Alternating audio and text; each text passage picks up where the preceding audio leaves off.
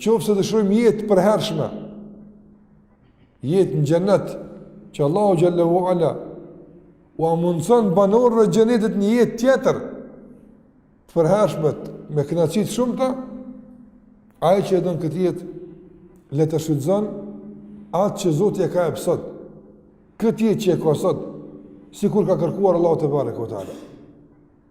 Nërsa ata që nuk e përdorin këtë jetë, sikur se Allahu ka dashur, po ata kanë me jetu, kanë me vazhdu me jetu në botën tjetër.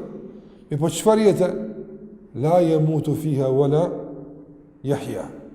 Allahu xhallahu ala thotë do të jeton një jetë që as nuk vdes e as nuk është gjallë. E çfarë është ai jetë? Jetë për gazep, jetë e mundimshme, jetë e dhimbshme, jetë me dënime.